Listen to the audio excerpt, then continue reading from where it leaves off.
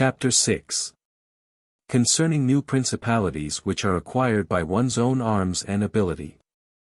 Let no one be surprised if, in speaking of entirely new principalities as I shall do, I adduce the highest examples both of prince and of state, because men, walking almost always in paths beaten by others, and following by imitation their deeds, are yet unable to keep entirely to the ways of others or attain to the power of those they imitate. A wise man ought always to follow the paths beaten by great men, and to imitate those who have been supreme, so that if his ability does not equal theirs, at least it will savor of it. Let him act like the clever archers who, designing to hit the mark which yet appears too far distant, and knowing the limits to which the strength of their bow attains, take aim much higher than the mark, not to reach by their strength or arrow to so great a height, but to be able with the aid of so high an aim to hit the mark they wish to reach. I say, therefore, that in entirely new principalities, where there is a new prince, more or less difficulty is found in keeping them, accordingly as there is more or less ability in him who has acquired the state.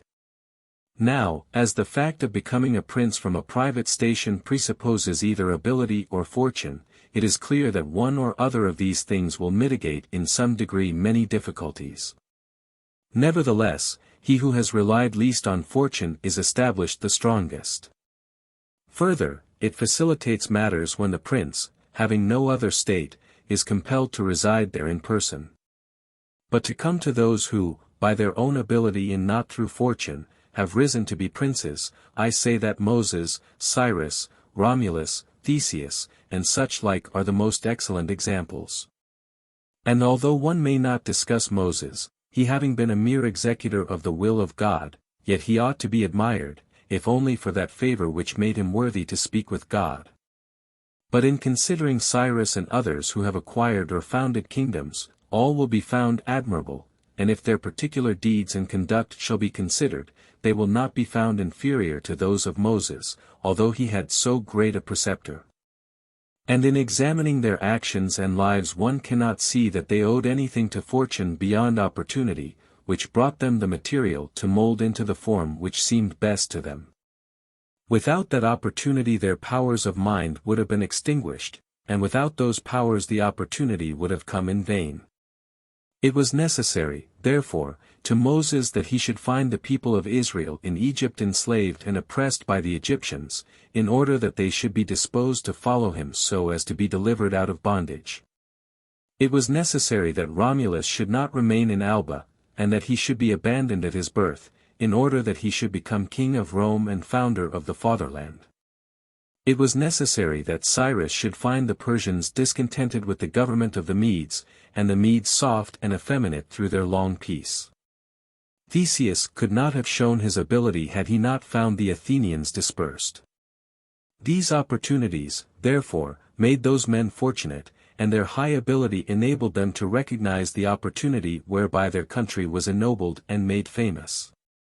Those who by valorous ways become princes, like these men, acquire a principality with difficulty, but they keep it with ease. The difficulties they have in acquiring it rise in part from the new rules and methods which they are forced to introduce to establish their government and its security. And it ought to be remembered that there is nothing more difficult to take in hand, more perilous to conduct, or more uncertain in its success, than to take the lead in the introduction of a new order of things, because the innovator has for enemies all those who have done well under the old conditions, and lukewarm defenders in those who may do well under the new. This coolness arises partly from fear of the opponents, who have the laws on their side, and partly from the incredulity of men, who do not readily believe in new things until they have had a long experience of them. Thus it happens that whenever those who are hostile have the opportunity to attack they do it like partisans, whilst the others defend lukewarmly, in such wise that the prince is endangered along with them. It is necessary, therefore, if we desire to discuss this matter thoroughly, to inquire whether these innovators can rely on themselves or have to depend on others, that is to say, whether, to consummate their enterprise, have they to use prayers or can they use force. In the first instance they always succeed badly, and never compass anything, but when they can rely on themselves and use force, then they are rarely endangered. Hence it is that all armed prophets have conquered, and the unarmed ones have been destroyed. Besides the reasons mentioned, the nature of the people is variable, and whilst it is easy to persuade them, it is difficult to fix them in that persuasion. And thus it is necessary to take such measures that, when they believe no longer, it may be possible to make them believe by force.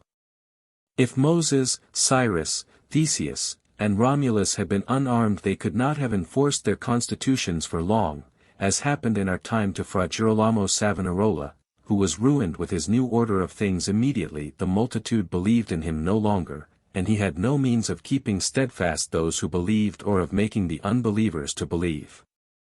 Therefore such as these have great difficulties in consummating their enterprise, for all their dangers are in the ascent, yet with ability they will overcome them, but when these are overcome, and those who envied them their success are exterminated, they will begin to be respected, and they will continue afterwards powerful, secure, honored, and happy. To these great examples I wish to add a lesser one, still it bears some resemblance to them, and I wish it to suffice me for all of a like kind. It is Hiero the Syracusan.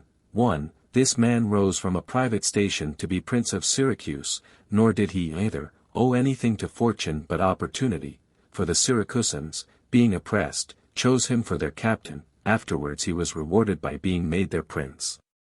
He was of so great ability, even as a private citizen, that one who writes of him says he wanted nothing but a kingdom to be a king.